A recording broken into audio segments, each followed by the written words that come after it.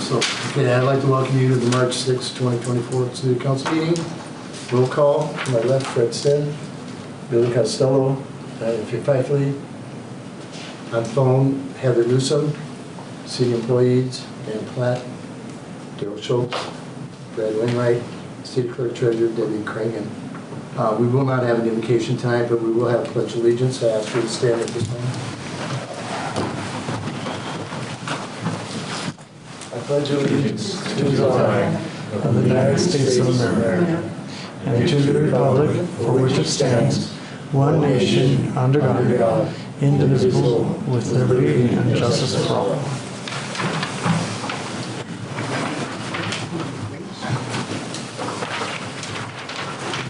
Okay, next up, item 4, approval of agenda. Make a motion to approve agenda. Second. We have a motion and a second. All in favor? Aye. Aye. Motion carried. Item 5, approval of February 21st, 2024 regular council meeting minutes. Motion to approve the February 21st regular city council meeting minutes. Second. All in favor? Aye. Aye. Item 5, interested citizens, oral communications, requests and comments from the audience. Rick, are you on? Well, no, was Jason excused? Oh, yes, Yeah. we'd have to entertain a motion for Jason.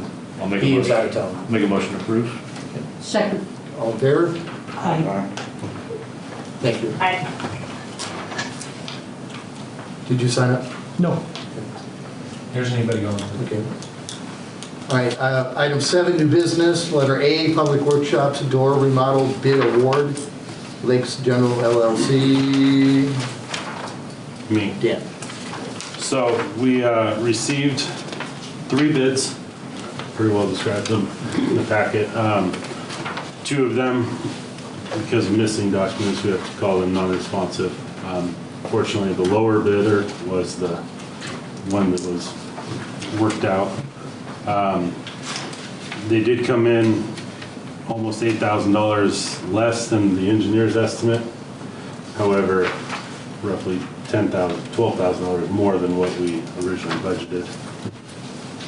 Now, one thing to keep in mind is one of the bid items that we have in there, we have a $10,000 minor change in the bid documents for just in case in the event there's a, in projects, there's always unforeseen issues. So we have a minor change line item in there in the event that happens. This size project, it's pretty slim, but always possible. So even though the bid is $12,000 more than what we originally budgeted, chances of hitting that are slightly lower. It'll be closer to around 152,000. Yeah, in a perfect world, that's what we would like to see. So, based off of our consultant JB's recommendation, is we accept that bid.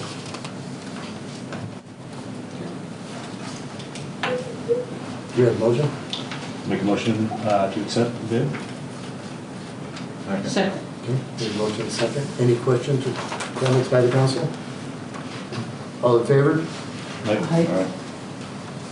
Aye. Motion carried. Okay, next, item B, authorization for contract amendment, public workshop door remodel, JUB Engineering. Dan, you have? So in going through our contract with that project, we found a few issues that we've seen in the past that in putting this contract together, we took a little bit more administrative time on the consultant side to fine tune it and send to legal. So cost a little bit more than originally anticipated, but with those changes, we'll be able to use those same contract documents on future projects as well. So while we had to amend this one slightly, it'll benefit us in future projects too. Any comments or questions by the council? Entertain a motion? I'll make a motion to approve. Okay. You seconded, Heather? Yeah. Okay. All in favor? Aye. Aye. Motion carried. Item 10, consent agenda. Letter A, approval of voucher claim check numbers 41,821 through 41,850 in the amount of $117,058.28 for the second half of February 2024.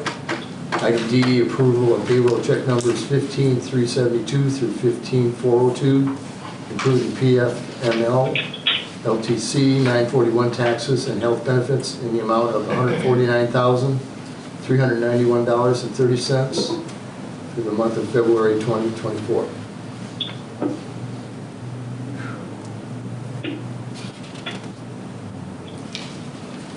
Make a motion to approve? Second. Okay, there's a second. All in favor?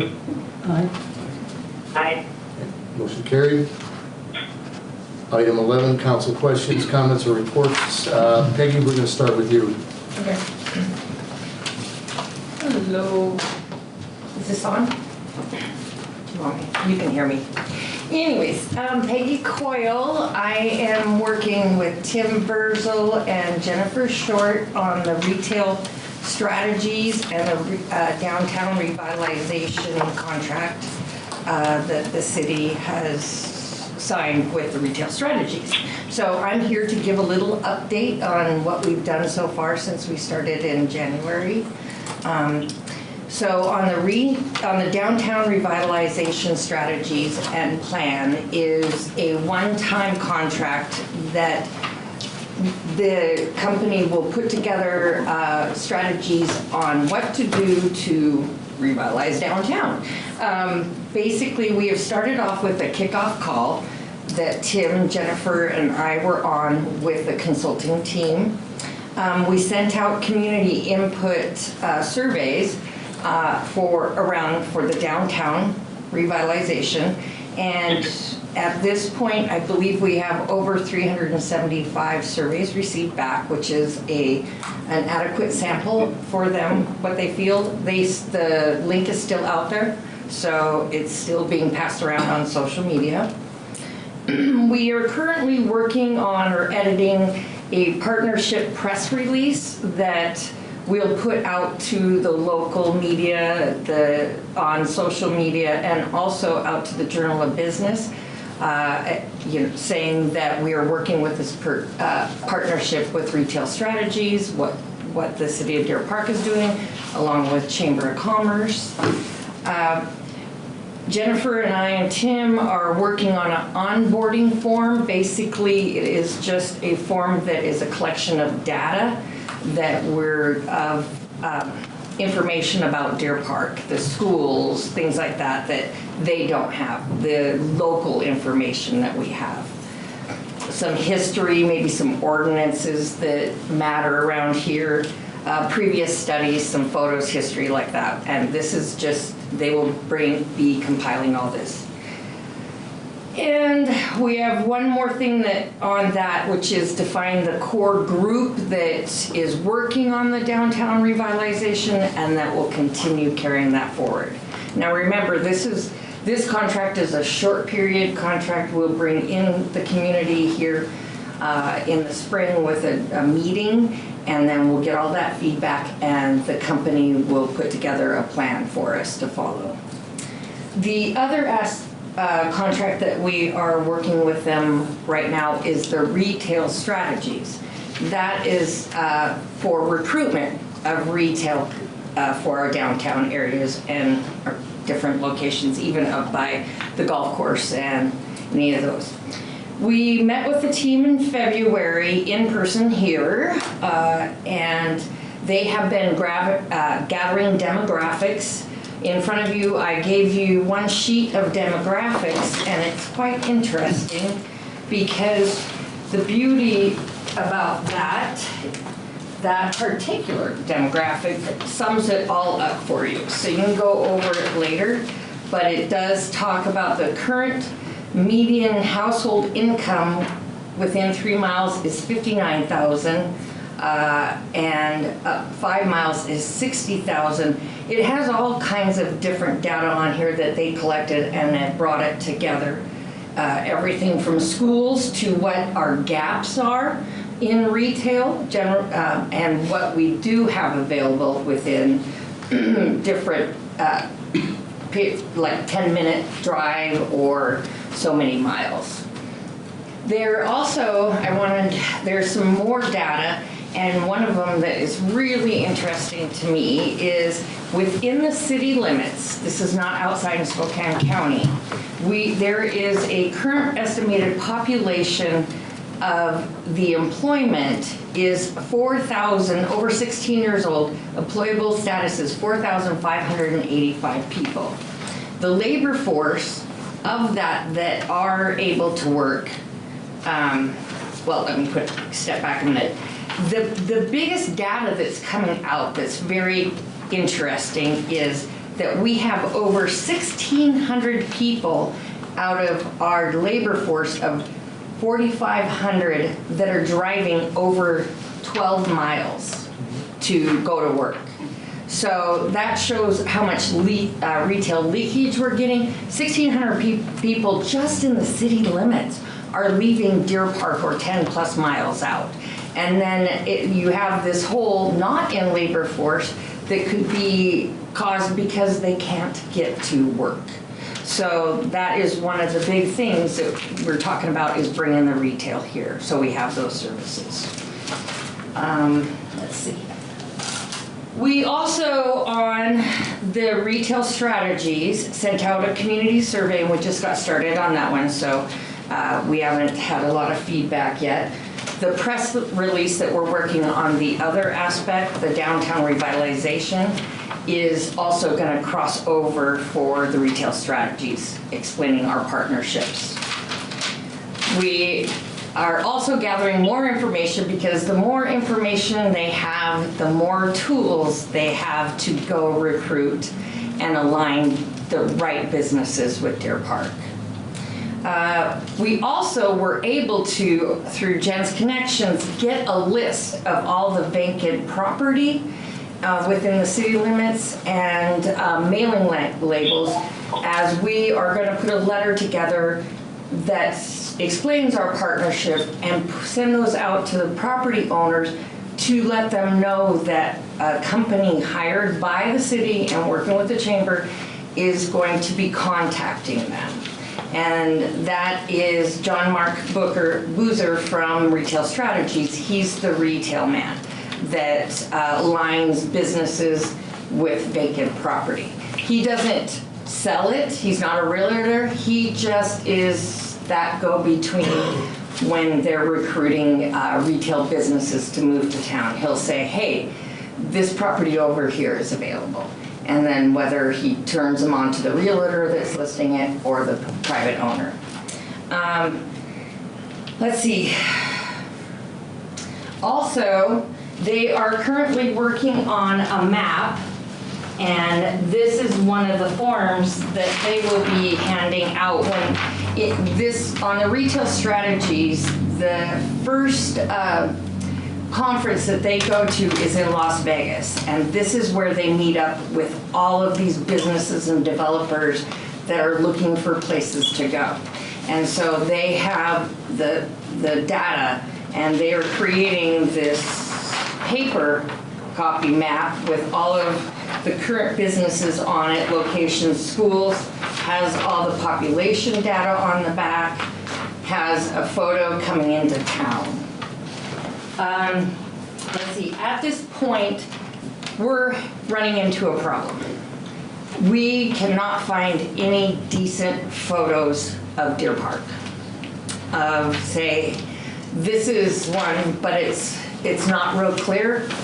We've Googled, we've checked with other people. People just aren't taking pictures of downtown Deer Park, and just taking your phone, and it doesn't work for this type of stuff. So we're getting to the point that we need to possibly, not only for Chamber, but for the City of Deer Park's website, and for this, to promote Deer Park, we need some good photographs. So we'll be in further talks about this, but Jennifer and I are talking. She has found a connection for $500, and this gentleman is a professional real estate photographer. He will do 20 stills, and he also has a drone, and he'll do a 1.5 minute drone footage of Deer Park. And not only the city could use it on their website, but the chamber can as well.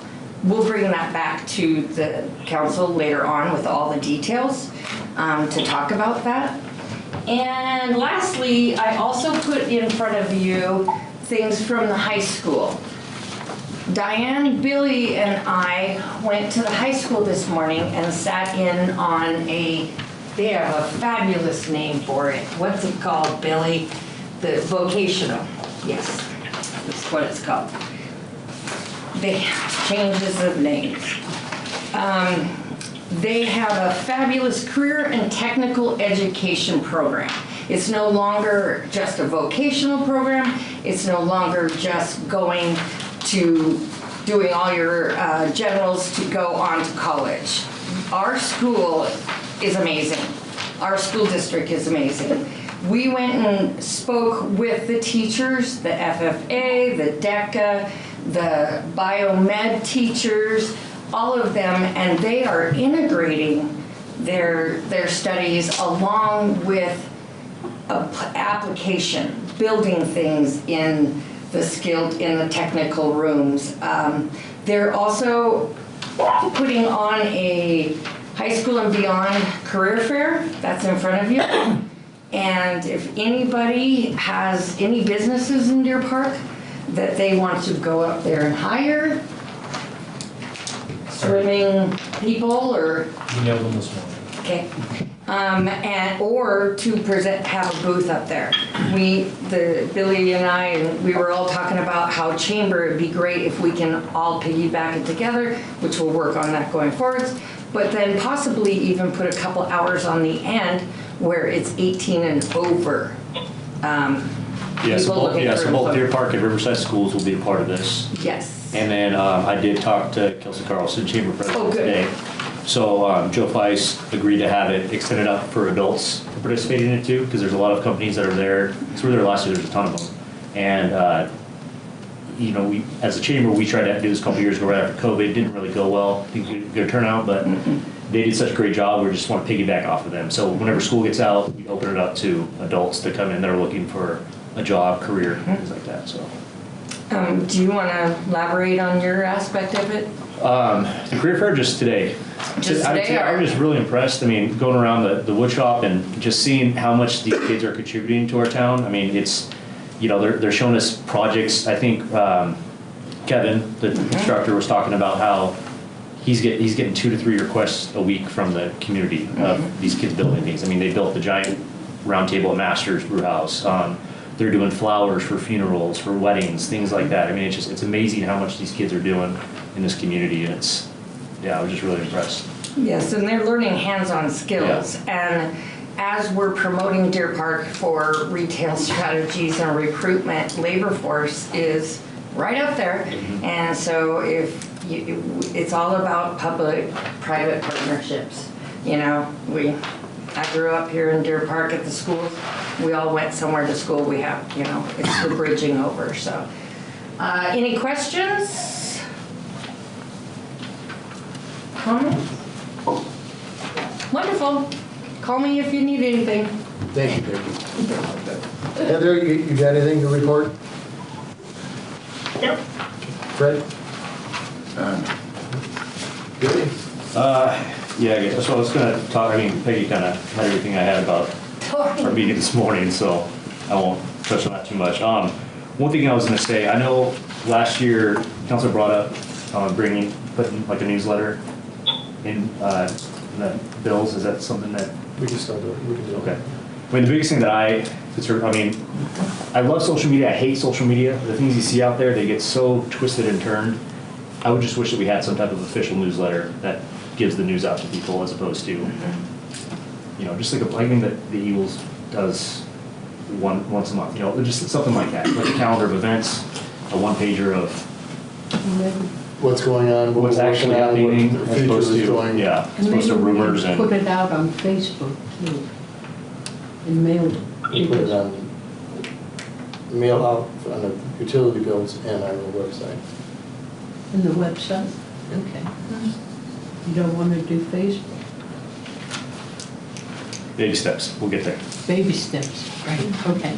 Thank Well, you. and Chamber and other Facebook sites will probably grab it. Yeah, I mean, yeah, well, I'm just something to get over that's an official document from the city as opposed to all these rumors and things that just get twisted and turned online. Yeah, So, it's pretty wild out there some days. So, that's all I had. Yes, Just, ma'am. what's going on with the swimming pool? We sort of left that up in the air last time.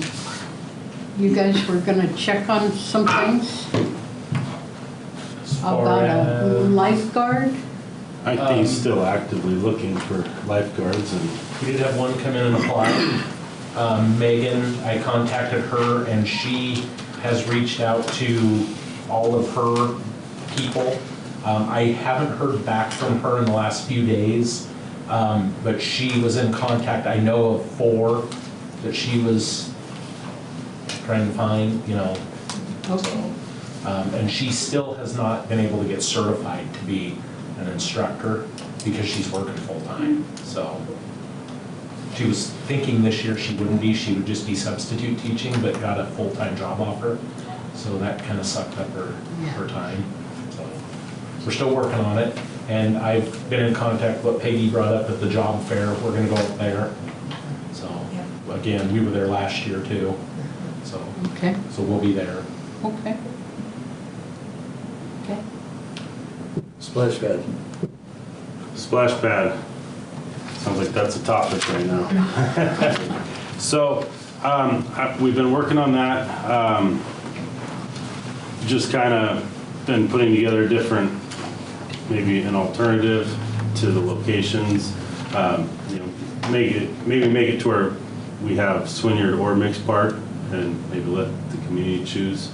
I've been looking at pros and cons of each item or each location, and I think a couple pointers with Mixed Park. We've got gravity sewer there. We've got water over there. We have gravity sewer, or we have sewer and water over at Swinyard as well. However, that sewer flows into a lift station. So on the infrastructure standpoint, Mixed probably would be the better location, because we're not pumping the wastewater. Parking, there's a large parking lot over at Mix. It's a lot bigger area. It's not crowded. You know, pros to Swinyard, there's a pool that'd be next to, so you've got different age groups. But I mean, if you think about it, like how long is the pool open each year? 2 months. 2 months.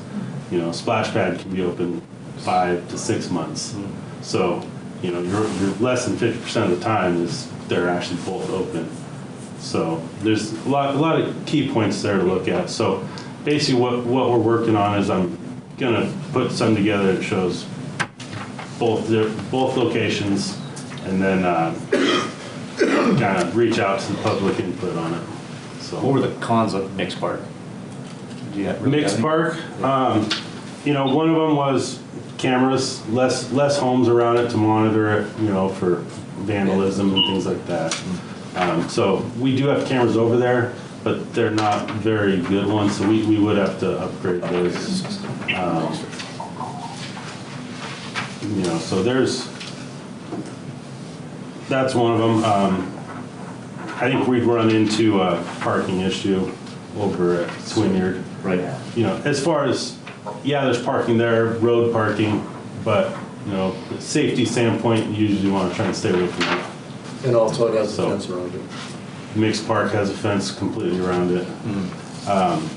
Looking at other cities and where they're putting splash pads, you know, they're not putting next to their pools.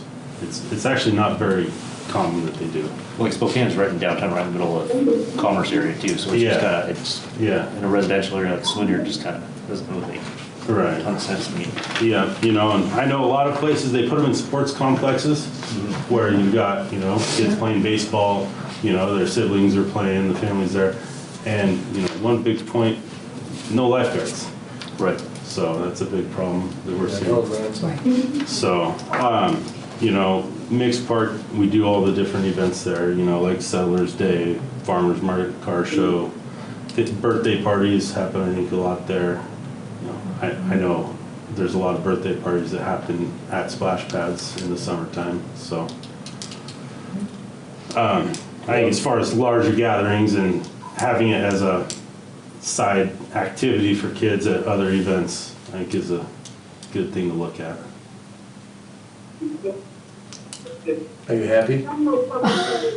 Yeah, I'm sort of happy. Thank you. So we are working Thank on different ideas, and, you know, the way I see it is put it out, let the community decide, so. And that's gonna happen in a Just utility bill? Next month. Yeah. And you did build one yourself, you said, in another Yes. community? Yeah, I constructed one for the city of Kennewick back in, I think, 2010, 2009. I built one there at the Southridge Sports Complex. So there was, How big Yeah. was the footprint on that? You remember? I don't recall the size of I think the, you guys were talking about a 30 by 50 area, weren't you? yeah, I'd say roughly it was Something about like that that. size, yeah. You know, and in that scenario there, it was you know, it was not in a residential area, it was back off, and it was surrounded by baseball fields on one side and soccer fields on the other side. So it was, that's how they treated it there, is kind of a cool down area while other kids are doing events, so. There's another really nice one in Spokane at Joe Alvey Stadium also. Yeah. So, you know, another one I looked at was the sports complex. You know, I think it'd be a great addition there in the distant future, because right now we don't have the sewer infrastructure up there to support it. So, and it's even more so out of the way right now. Yeah. You know, like obviously, if But it's with gonna the way grow the like growth that. is happening, Yeah. it is, to where maybe in the distant future, once we have the infrastructure there to support it, and the people to maybe need to. So, And you were working on the flyer sent out in the, yeah, that's what we're working on, to show the difference between a couple different locations, and hoping to get that out in the utility bills at the end of the month. Thank you, Dan. Yeah. Thank you. Any questions from the audience? Richie? On that survey about the splash pad, are you just gonna send it out through the utility bill? Because there's a lot of people, and that's been one of the bigger complaints about the surveys in the past, is that It didn't get to the renters. it doesn't get to the renters. And a lot of the renters are the ones that have the kids right? that are gonna take advantage of that. So if you guys can put it on the website, and just quickly on that subject, if you're doing a newsletter, another first step would be really good, would be to send out an email newsletter. Doesn't have to go to social media, but just an email newsletter to push it out there. Good idea. Well, on that flyer, we were talking about maybe the owners contacting the tenants to get their input, which would alleviate, you know, some of the tenants not knowing what's going on. Because they don't get water sewer bills. That's something we could potentially put a note on there for, but, I mean, there's nothing that says that Can't they'll enforce it, actually but do it's a it. good idea, So, I think. Item 12, executive session, we have none. Item 13, adjournment. Can I get a motion? Okay. We're adjourned.